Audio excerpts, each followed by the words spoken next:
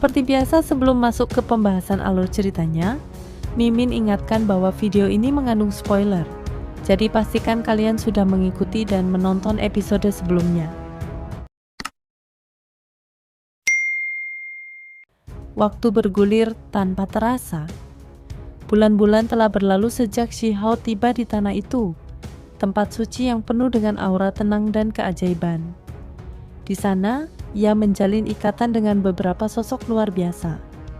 Seorang gadis Phoenix yang lincah dan hangat, pemuda misterius dengan pedang abadi di punggungnya, serta wanita muda yang selalu membawa kotak kecil. Mereka bukan sekadar rekan, tapi sahabat sejati dalam perjalanan panjang. Namun, ketenangan itu tak bertahan lama. Suatu hari, Shihao merasakan sesuatu yang ganjil. Ketiga temannya menatapnya dengan pandangan sendu, seolah-olah mereka tahu bahwa perpisahan sudah di ambang pintu. Mereka menepuk bahunya dengan pelan, seperti memberikan salam terakhir. Dan benar saja, tanah suci itu tiba-tiba dilanda bencana. Langit terbelah oleh skala merah darah yang jatuh menghantam bumi. Segala sesuatu terguncang. Makhluk-makhluk agung yang selama ini tak tergoyahkan, tumbang hanya dalam satu pukulan. Rumput anggur hitam melilit dari langit, mencabik gunung dan sungai. Hutan bambu ungu, laut selatan, hingga laut Giok yang dulu penuh ketenangan kini berubah menjadi medan perang. Para pemuda terkuat memberi perlawanan, namun tetap saja hancur satu demi satu. Shihao menyaksikan semuanya naik ke langit dengan marah. Ia mencoba menghentikan bencana itu, namun serangannya tak memberi dampak.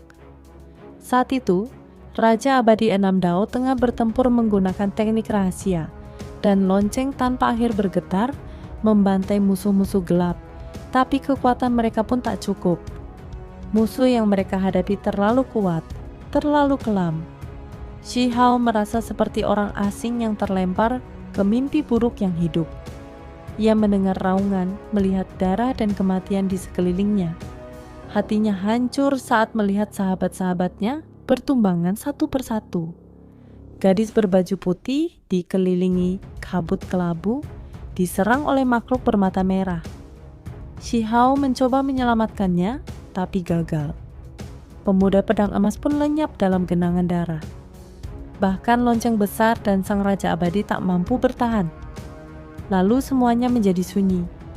Shihao berdiri sendiri di atas tanah hangus, reruntuhan dunia yang dulu indah. Air matanya mengalir tanpa henti. Hutan bambu masih ada, namun laut Giok telah mengering. Ia berjalan perlahan, menggali dua kubur. Satu untuk pedang emas yang kini patah, dan satu lagi untuk tulang bercahaya 5 warna milik gadis Phoenix. Shihao menyadari ini bukan mimpi. Ia benar-benar kehilangan mereka. Dengan luka di hatinya, ia bersumpah akan membalas mereka, akan menghadapi siapapun yang telah membawa kehancuran ini. Perjalanannya berlanjut ke wilayah tak berpenghuni. Di sana, ia menghadapi kulit binatang aneh yang melepaskan ribuan jarum emas. Kekuatan kulit itu luar biasa, mampu merobek gunung hanya dalam sekejap. Shihao sadar ini bukan makhluk biasa. Ini artefak dari era kuno, mungkin milik entitas legendaris. Ia mencoba menaklukkannya, namun gagal. Kulit itu menghasilkan badai besar yang menyingkirkannya ke kedalaman pegunungan. Ia mundur, menyadari bahwa melawannya berarti kematian. Saat melintasi perbukitan berdarah, Shihao menyadari semuanya adalah makam kuno, penuh dengan kerangka para jenius dari 3000 provinsi. Tanah ini mematikan, dan setiap kesalahan bisa berujung pada kutukan abadi. Sebulan berlalu sejak ia meninggalkan provinsi Sain. Dalam perjalanannya, Shihao menemukan pohon dewa hitam legam tersambar petir, namun tetap berdiri gagah. Ada cahaya samar dalam batangnya, bahan langka untuk menyempurnakan artefak. Tapi ketika Shihao mendekat, ia merasakan tekanan mengerikan, membuatnya segera melarikan diri. Kemudian, ia bertemu pasukan berpakaian logam, para veteran yang menunggangi binatang buas. Mereka menanyainya, dan Shihao dengan tenang mengaku sebagai pencari Dao yang hendak menuju kota kuno. Namun jawabannya justru memicu serangan mendadak. Pemimpin mereka mengaktifkan harta rahasia mencoba menekannya. Shi Hao tak tinggal diam. Dalam sekejap, pedangnya melesat bagaikan pelangi, memancarkan cahaya mematikan. Beberapa musuh tewas seketika. Namun gelombang serangan datang lagi. Tepat saat itu muncul pasukan berpakaian hitam yang menunggangi makhluk purba. Mereka semua berada di ranah dewa surgawi. Shi Hao terkejut. Mengapa semua ini terjadi di dekat kota kuno? Apa yang sedang mereka jaga atau siapa yang hendak mereka buru? Tanpa ragu, Shi Hao melepaskan lebih dari 100 cabang willow dari tubuhnya, sementara tangan kanannya mengangkat pedang abadi dan menerjang maju. Di titik itu, tak ada lagi jalan mundur.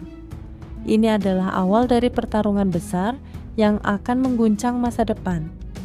Pertempuran di tempat itu mencapai tingkat yang mengguncangkan bumi. Gunung-gunung runtuh, hutan-hutan kuno terbelah, dan tanah seolah hendak lenyap. Namun, formasi pelindung kuno di wilayah itu tak semudah itu hancur. Dalam sekejap, formasi misterius aktif, mereparasi celah dan kerusakan yang ditimbulkan oleh energi pertempuran. Di tengah kehancuran, Shi Hao melesat seperti harimau yang haus darah. Pola emas menyala di sekujur tubuhnya, memancarkan aura yang cukup terang untuk menerangi kehampaan sekitarnya. Ia menggenggam erat pedang abadi dan menyerbu ke depan, langsung menghadapi sang pemimpin pasukan musuh. Bentrokan terjadi. Tombak besar berwarna darah menabrak pedangnya, menghasilkan ledakan cahaya dan percikan energi ke segala arah. Shi Hao tercengang. Pedang abadi yang tak pernah gagal itu gagal menghancurkan tombak lawan. Ia sadar, senjata itu bertingkat simbol master sama seperti kekuatan senjata legendaris yang hanya dimiliki para tokoh puncak. Namun, Shi Hao tak gentar. Ia mengaktifkan simbol misterius yang melilit pedangnya, mencoba memotong tombak itu. Tapi lawan itu tidak biasa. Ia bergerak cepat, membalas dengan tombaknya lagi. Dalam bentrokan itu, rambutnya memutih, tubuhnya menua, dan vitalitasnya terkuras. Namun dia tetap bertahan. Shi Hao kembali melancarkan serangan. Ketika ia hendak menebas, musuh mengeluarkan jimat kelam keabu-abuan, tak terlihat istimewa, tapi meledakkan pedang abadi seketika. Tubuh Shi Hao terpental. Untuk pertama kalinya, ia didorong mundur oleh seorang dewa surgawi. Namun, semangatnya tidak padam. Ia bangkit lagi, menusuk tepat di antara alis lawan. Tombak lawan mencoba menangkis, namun patah. Dalam ayunan terakhir, kepala pemimpin itu tertebas. Darah mengalir, dan keheningan mendadak menyelimuti tempat itu. Para prajurit musuh tercengang, tak percaya bahwa pemimpin mereka jatuh oleh tangan seorang pemuda. Namun, mereka segera bertindak, mengaktifkan batu formasi cerah, dan memanggil formasi pembunuh. Shi Hao kembali bertarung, menumpahkan darah musuh tanpa belas kasihan. Ia bertanya mengapa mereka menyerangnya, namun tak satu pun dari mereka bicara.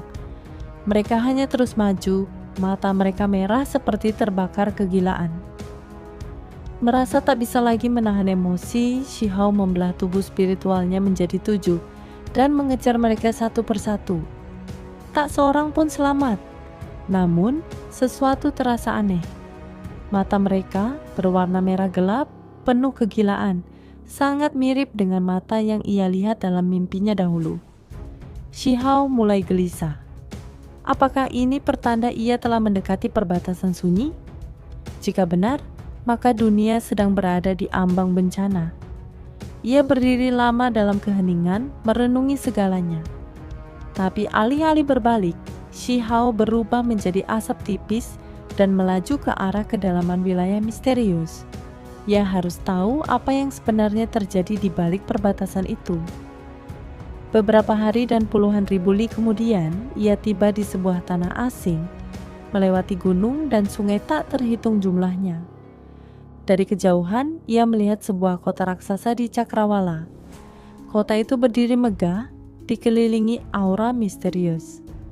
Shi Hao mendekat dengan hati-hati, berharap mendapat jawaban. Di sana, ia bertemu kembali dengan pria rubah licik yang tiba lebih dulu. Rupanya, pria itu memiliki manik-manik dewa yang membantunya menembus rintangan. Mereka menyadari bahwa kota ini bukanlah kota kuno utama, melainkan tempat tinggal keturunan para tokoh hebat dunia lama. Namun, rumor tentang keberadaan telur hewan kilin mengguncang kota itu. 2 hari kemudian, cahaya spiritual melonjak dari sebuah lembah. Shi Hao melihatnya, seekor kilin putih kecil muncul dari balik kabut. Semua praktisi menjadi gila, berebut menuju lembah. Di sana, Shi Hao berhasil mendekati makhluk kecil itu, dan betapa terkejutnya ia. Kilin itu sama persis dengan yang pernah muncul dalam mimpinya. Ia bertanya, "Apakah kamu makhluk yang pernah bersamaku di hutan bambu laut selatan?" Kilin kecil itu menatapnya, lalu menangis. Ia mengingat Shi Hao. Rupanya ia masih menunggu wanita muda yang pernah menggendongnya. Shi Hao tersentuh. Dalam diam, ia selalu merindukan jawaban atas mimpi-mimpinya. Kini semuanya terasa nyata. Shi Hao ingin membawa kilin itu keluar, menjauhkannya dari kekacauan perbatasan. Namun sang kilin menolak. Ia masih ingin menunggu temannya. Ia setia bahkan setelah puluhan tahun. Saat Shi Hao bertanya bagaimana ia bisa bertahan, sang kilin menjawab, seseorang memotong ruang dan menyembunyikannya dalam tumpukan materi abadi, tempat ia tidur hingga waktu yang tepat. Shi Hao merasa hening dalam hati.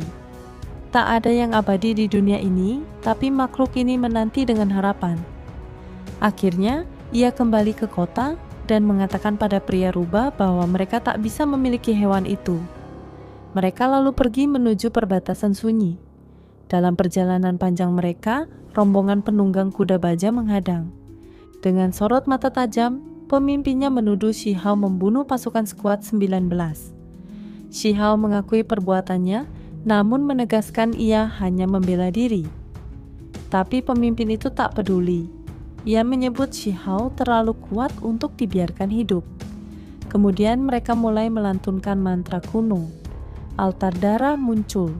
Mereka memotong pergelangan tangan dan mempersembahkan darah dewa surgawi. Sebuah suara terdengar dari altar, suara berat, malas, namun penuh tekanan dari dunia lain. "Siapa yang memanggilku? Apakah tubuh asliku sudah bisa menyeberang ke dunia kalian?" Begitu bertemu pasukan musuh, mereka segera mengaktifkan altar darah, ritual pengorbanan untuk memanggil makhluk dari perbatasan sunyi. Shi Hao dan peri rubah langsung menyadari bahaya besar yang mengintai jika ritual itu dibiarkan. Shi Hao segera bertindak, menyerang altar dengan teknik Dewi Lo, melepaskan cabang willow yang membentuk rantai. Namun, altar itu memiliki penghalang kuat yang mampu menahan serangannya. Peri rubah ikut menyerang, meluncurkan untayan cahaya yang menewaskan beberapa prajurit. Darah mereka justru terserap altar, memperkuat ritual. Meski mereka membantai para prajurit, darah itu tetap berubah menjadi kabut dan tersedot ke altar. Sama efektifnya dengan pengorbanan sukarela. Darah para prajurit ternyata mengandung esensi kuat, sebanding dengan jutaan makhluk biasa.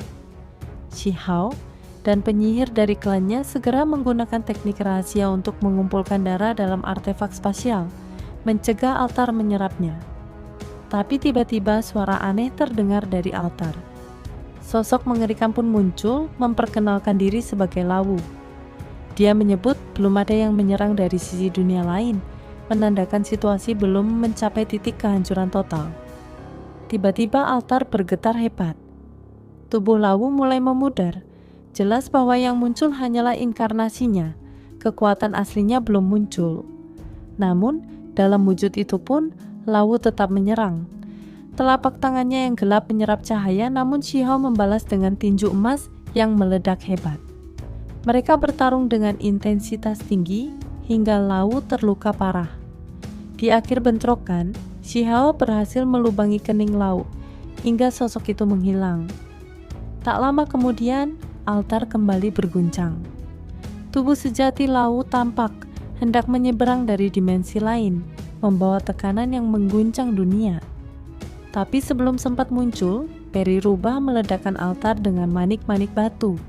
Laut terluka parah dan menghilang. Keheningan pun kembali. Mereka melanjutkan perjalanan menuju kota Kaisar. Setelah perjalanan panjang, mereka tiba di Laut Batu Giok, tempat munculnya siput raksasa dan suara trompet surgawi yang memanggil binatang-binatang suci. Laut itu tiba-tiba meledak dengan energi pedang, memaksa Shihao dan Peri Rubah menghindar. Mereka pun memilih jalur memutar di sepanjang pantai, dan sebulan kemudian berhasil melewati laut itu, namun belum menemukan kota kuno yang mereka cari. Setelah bertanya pada makhluk setempat, mereka menyadari bahwa tujuan mereka masih jauh. Tak lama, mereka melihat hamparan tanah merah panas dan lautan magma. Saat menyeberangi tempat itu, cakar raksasa tiba-tiba muncul dari lava. Mereka melarikan diri dan Peri Rubah melepaskan kekuatan manik-manik batunya, membuat makhluk itu linglung dan kembali ke lava. Mereka kemudian menemukan batu karang bertuliskan wilayah lautan Kaisar Tulang. Menurut legenda, tempat itu menjadi makam makhluk tak tertandingi.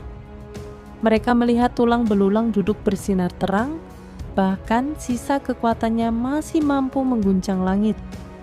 Shihao sadar mereka terlalu kuat untuk diukur. Setelah menempuh perjalanan jutaan li, mereka tiba di sebuah gunung raksasa, Gunung Phoenix sejati. Legenda menyebutkan tempat ini sebagai lokasi kelahiran kembali Phoenix. Gunung itu bagaikan benua dan dipenuhi cahaya api. Di puncaknya mereka menemukan reruntuhan kota kuno yang dipenuhi pohon parasol mati, tapi tak membusuk. Tiba-tiba, mereka tersedot masuk ke dalam kota akibat formasi misterius. Mereka mencoba keluar, tapi gagal. 3 hari terjebak. Hingga pada hari kelima terdengar gemuruh hebat. Seekor monster berkaki 1 muncul dan menghancurkan formasi kota. Anehnya, kota langsung memulihkan dirinya. Shihao dan Peri Rubah menyembunyikan diri dan lolos dari perhatian monster. Mereka kembali mencari jalan keluar, sadar bahwa masih banyak misteri dan bahaya menanti di balik kota kuno itu. Itu saja spoiler untuk episode 212 dari Donghua series Perfect World. Jangan lupa dukung channel ini dengan like, share, dan subscribe.